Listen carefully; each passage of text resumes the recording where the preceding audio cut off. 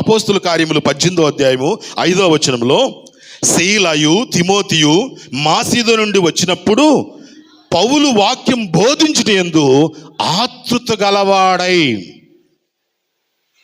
పెన్నులు పనిచేయట్లేదా? ఆ మాటలు మన హృదయానికి తాకట్లేదా?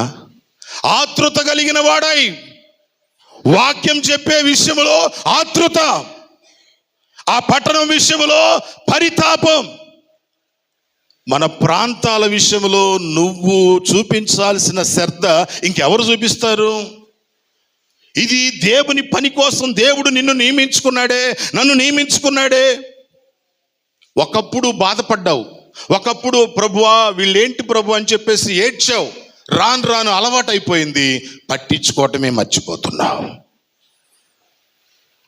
వారి గురించి నువ్వు పట్టించుకోవటమే ఆలోచన చేయట్లేదు.